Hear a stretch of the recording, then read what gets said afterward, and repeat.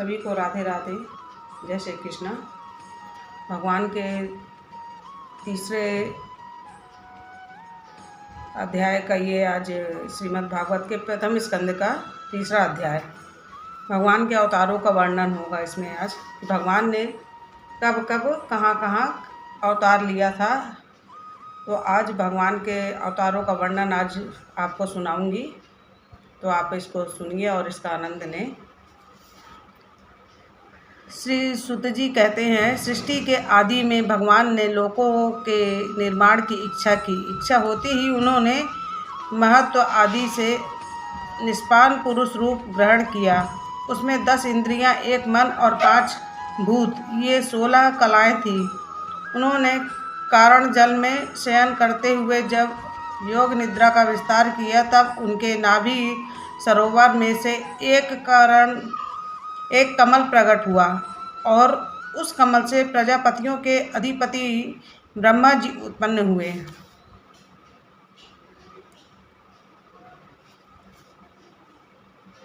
भगवान के उस विराट रूप के अंग प्रत्यंग में ही समस्त लोकों की कल्पना की गई है।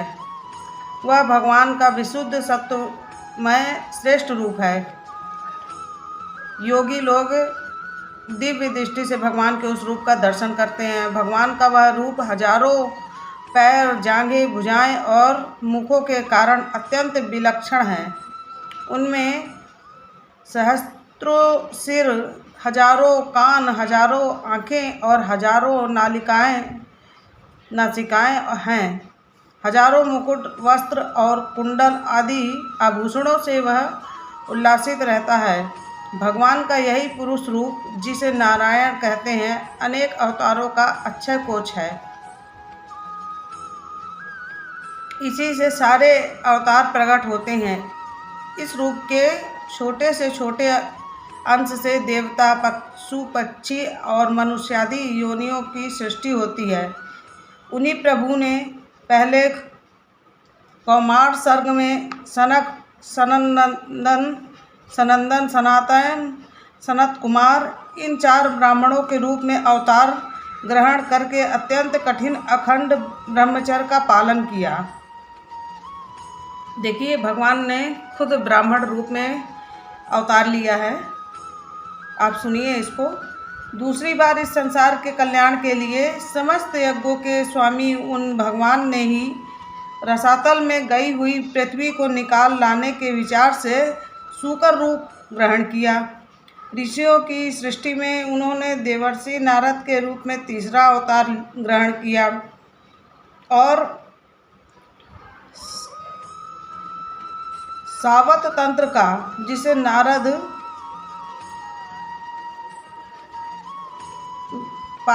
पक्षार्थ कहते हैं, उपदेश किया।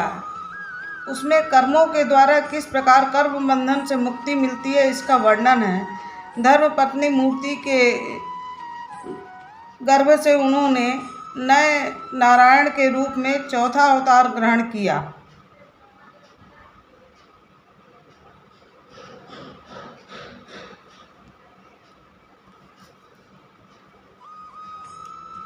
इस अवतार में उन्होंने ऋषि बनकर मन और इंद्रियों का सर्वथा संयम करके बड़ी कठिन तपस्या की। 5वें अवतार में वे सिद्धों के स्वामी कपिल के रूप में प्रकट हुए और तत्वों का निर्णय करने वाले सांख्य शास्त्र का, जो समय के फेर से लुप्त हो गया था, असुरी नामक ब्राह्मण को उपदेश किया। देखिए, श्रीमद् भागवत गीता में भी सांख्य शास्त्र का मतलब गणित का, जिसका आज हम जानकारी भी नहीं है, जो बच्चे आज स्कूल में पढ़ रहे हैं, उन गणित का भी वर्णन है। और ये सब भगवान के द्वारा रचित है। अनसुईया के वर मांगने पर 6ठे अवतार में वे आंतरिकी संतान दत्तात्रेय हुए। दत्तात्रेय के रूप में अवतार लिए भगवान ने। इस अवतार में उन्होंने अलर्क एवं प्रहलाद आदि को ब्रह्म ज्ञान का उपदेश किया। 7वीं बार रुचि प्रजापति की अकुति नामक पत्नी के यज्ञ के रूप में उन्होंने अवतार ग्रहण किया और अपने पुत्र याम आदि देवताओं के साथ स्वयंभू मनवंतर की रक्षा की। राजा नाभि की पत्नी मेरु देवी के गर्भ से ऋषभ देव के रूप में भगवान ने 8वां अवतार ग्रहण किया। इस रूप में उन्होंने परमहंसों का वह मार्ग जो सभी आश्रमियों के लिए वंदनीय है दिखाया है। ऋषियों की प्रार्थना से 9वीं बार वे राजा पृथु के रूप में अवतीर्ण हुए। शौनकादि ऋषियों इस अवतार में उन्होंने पृथ्वी से समस्त औषधियों का दोहन किया था। इससे यह अवतार सबके लिए बड़ा ही कल्याणकारी हुआ। चाक्षुष मनवंतर के अंत में जब सारी त्रिलोकी समुद्र में डूबी रही थी, तब उन्होंने मत्स्य के रूप में 10वां अवतार ग्रहण किया और पृथ्वी रूपी नौका पर बैठकर अगले मनवंतर के अधिपति वैवखत मनु की रक्षा की। वैवस्वत मनु की रक्षा की। थोड़ा अक्षर स्पष्ट नहीं है, समझ में नहीं आया। जिस समय देवता और दैत्य समुद्र मंथन कर रहे थे, उस समय 11वां अवतार धारण करके कच्छप रूप में से भगवान ने मंदराचल को अपनी पीठ पर धारण किया। 12वीं बार धन्वंतरी के रूप में अमृत लेकर समुद्र से प्रकट हुए और 13वीं बार मोहिनी रूप धारण करके दैत्यों को मोहित करते हुए देवताओं को अमृत पान पिलाया। तो 13 रूप भगवान का अभी तक बताया गया है। 14वें अवतार में उन्होंने नरसिंह रूप धारण किया और अत्यंत बलवान दैत्यराज हिरण्यकश्यप की छाती पर अपने नखों से अनायास इस प्रकार फाड़ डाला जैसे चटाई बनाने वाला सीक को चीर डालता है। ये उनका 14वां अवतार है, जब उन्होंने हिरण्यकश्यप की छाती फाड़कर उसका वध किया। 15वीं बार वामन का रूप धारण करके भगवान दैत्यराज के बलि के यज्ञ में गए। वे चाहते तो वे त्रिलोकी का राज्य, परंतु मांगी उन्होंने केवल 3 पग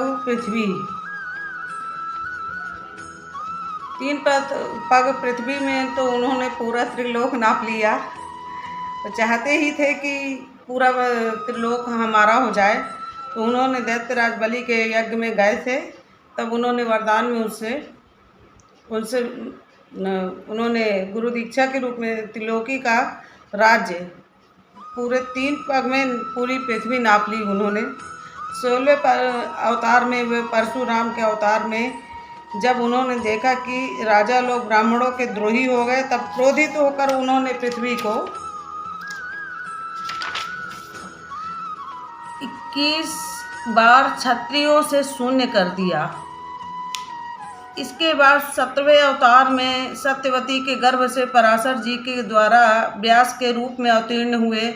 उस समय लोगों की समझ और धारण शक्ति कम देखकर अपने वेद रूप वृक्ष की कई शाखाएं बना दी। 18वीं बार देवताओं का कार्य संपन्न करने की इच्छा से उन्होंने राजा के रूप में राम अवतार ग्रहण किया और सेतुबंध, रावण वध आदि वीरता पूर्वक बहुत सी लीलाएं की। तो जो राम जी का अवतार था वो 18वां अवतार था भगवान का। 18वां अवतार के रूप में श्री रामचंद्र जी के रूप में आए वो, और रावण का वध किया उन्होंने। 19वें और 20वें अवतारों में उन्होंने यदुवंश में बलराम और कृष्ण के नाम से प्रकट होकर पृथ्वी का भार उतारा। उसके बाद कलयुग आ जाने पर मगध देश बिहार के देवताओं के द्वेषी दैत्यों को मोहित करने के लिए अजन के पुत्र रूप में अपना बुद्धावतार हुआ। इसके भी बहुत पीछे जब कलयुग का अंत समीप होगा और राजा लोग प्रायः लुटेरे हो जाएंगे, तब जगत के रक्षक भगवान विष्णु यश नामक ब्राह्मण के घर कल्कि रूप में अवतीर्ण होंगे।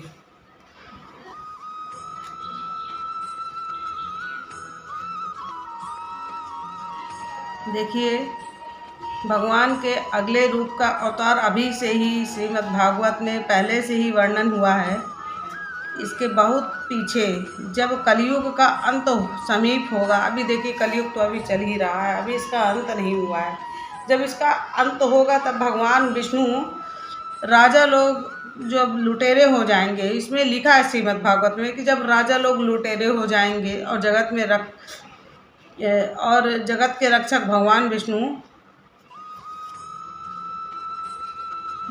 यश नामक ब्राह्मण के घर में कल्कि रूप में अवतीर्ण होंगे।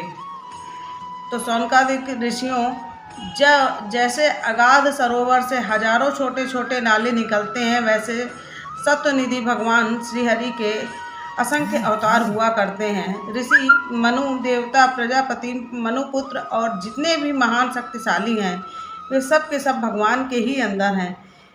ये सब अवतार तो भगवान के अंशावतार अथवा कालावतार हैं, परंतु भगवान श्री कृष्ण तो स्वयं भगवान अवतारी ही हैं।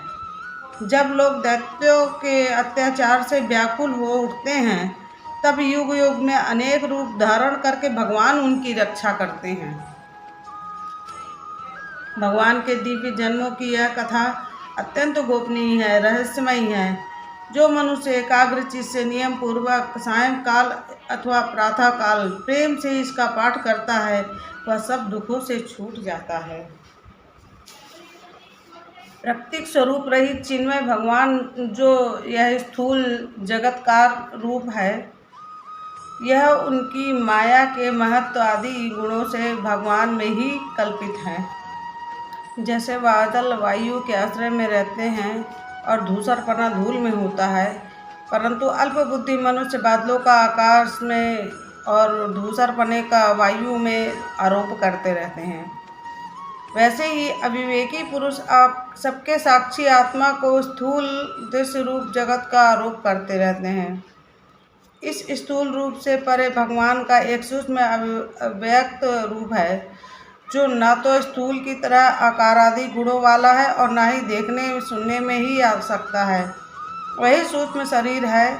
आत्मा का आरोप या प्रवेश होने से ही यही जीव कहलाता है और इसी का बार बार जन्म होता है। उपयुक्त सूक्ष्म और स्थूल शरीर अविद्या से ही आत्मा में आरोपित है। जिस अवस्था में आत्मस्वरूप के ज्ञान से यह आरोप दूर हो जाता है, उसी समय ब्रह्मा का साक्षात्कार होता है। तत्वज्ञानी लोग जानते हैं कि जिस समय यह बुद्धि पर रूपा परमेश्वर को माया निवृत्त हो जाती है, उसी समय जीव परमानंदमय हो जाता है और अपनी स्वरूप महिमा में प्रतिष्ठित होता है। वास्तव में जिसके जन्म नहीं है और कर्म भी नहीं है, उन हृदयेश्वर भगवान के अप्राकृतिक जन्म और कर्मों का तत्वज्ञानी लोग इस प्रकार वर्णन करते हैं, क्योंकि उनके जन्म और कर्म वेदों के अत्यंत गोपनीय रहस्य हैं। भगवान की लीला अमोघ है। वे लीला से ही इस संसार का सृजन, पालन और संहार करते हैं, किंतु इसमें आसक्त नहीं होते हैं। प्राणियों के अंतःकरण में छिपे रहकर ज्ञानेंद्रियां और मन के नियंत्रण के रूप में उन विषयों को ग्रहण भी करते हैं, परंतु उनसे अलग रहते हैं। वे परम स्वतंत्र हैं। वे विषय कभी उन्हें लिप्त नहीं कर सकते। जैसे अनजान मनुष्य जादूगर अथवा नट के संकल्प और वचनों से ही हुई करामात को नहीं समझ पाता, वैसे ही अपने संकल्प और वेदवाणी के द्वारा भगवान के प्रकट किए हुए इस नाना नाम और रूपों की तरह तथा उनकी लीलाओं को कुबुद्धि जीव बहुत सी तर्क युक्तियों के द्वारा नहीं पहचान सकता। चक्रपाणि भगवान की शक्ति और पराक्रम अनंत है। उनकी कोई चाह नहीं है। वे सारे जगत के निर्माता होने पर भी उससे सर्वथा परे हैं। उनके स्वरूप को अथवा उनकी लीला को रहस्य को वही जान सकता है जो नित्य निरंतर निष्कपट भाव से उनके चरण कमल की दिव्य गंध का सेवन करता है। सेवा भाव से उनके चरणों का चिंतन करता है। सौनकादि ऋषियों, आप लोग बड़े ही सौभाग्यशाली तथा धन्य हैं जो इस जीवन से ही और विघ्न बाधाओं से परे इस संसार में समस्त लोकों के स्वामी भगवान श्री कृष्ण से यह सर्वात्मक आत्मभाव व अनिर्वचनीय अनन्य प्रेम करते हैं, जिससे फिर इस जन्म मरण का रूप संसार के भयंकर चक्र में नहीं देखना पड़ता है। भगवान वेद व्यास ने यह वेदों के समान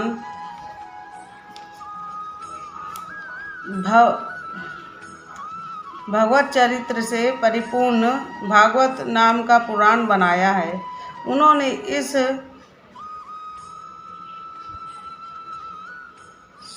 स्वगनीय, कल्याणकारी और महान पुराण को लोगों के परम कल्याण के लिए अपने आत्मज्ञानी शिरोमणि पुत्रों को ग्रहण कराया है। इसमें सारे वेद और इतिहासों का सार संग्रह किया गया है। सुखदेव जी ने राजा परीक्षित को यह सुनाया। उस समय वे परमार्थियों से घिरे हुए आमरण अनशन का व्रत लेकर गंगा तट पर बैठे हुए थे। भगवान श्री कृष्ण जब धर्म, ज्ञान आदि के साथ अपने परम धाम को पधार गए, तब इस कलयुग में जो लोग अज्ञान रूपी अंधकार में अंधे हो रहे हैं, उनके लिए यह पुराण रूपी सूर्य इस समय प्रकट हुआ। सौनकादि ऋषियों, जब महातेजस्वी श्री सुखदेव जी महाराज वहाँ से इस पुराण की कथा कह रहे थे, तब मैं भी वहाँ बैठा था। वहीं मैंने आपकी कृपापूर्ण अनुमति से इसका अध्ययन किया। मेरा जैसा अध्ययन है और मेरी बुद्धि ने जिस प्रकार इसको ग्रहण किया है, उसी के अनुसार इसे मैं आप लोगों को सुनाऊंगा। श्रीमद् भागवत कथा का आज तीसरा अध्याय पूर्ण हुआ। ये प्रथम स्कंद का तीसरा अध्याय है। अगले दिन मैं आपको चौथा अध्याय सुनाऊंगी। हर रोज़ एक स्कंद का एक अध्याय सुनाऊंगी। वीडियो ज़्यादा लंबी ना हो तो आप लोग इसको ध्यानपूर्वक सुने और इसका लाभ लें। देखिए, जहाँ आप लोग कथा में जाते हैं, आप लोग कथा पूरी सुन नहीं पाते, और पंडित जी भी इसमें जितना विस्तार बता सकते हैं वो बताते हैं। शायद मुझसे ज़्यादा अच्छा ही बताते होंगे। मैं सिर्फ पढ़कर इसको विस्तार कर पा रही हूँ। जब पढ़ती हूँ तो पूरा पढ़ती हूँ, ताकि आप लोगों को एक एक बात समझ में आए। बाकी जैसे पंडित जी लोग अपनी तरफ से उसका व्याख्यान करते हैं, उन लीलाओं का व्याख्यान करते हैं, वो तो मैं नहीं करती, मगर इसमें जो भी लिखा है स्पष्ट रूप से आपको सुनाने का प्रयास करूंगी, और आप सुनिए, इसका लाभ लीजिए। सभी को राधे राधे, हरे कृष्ण।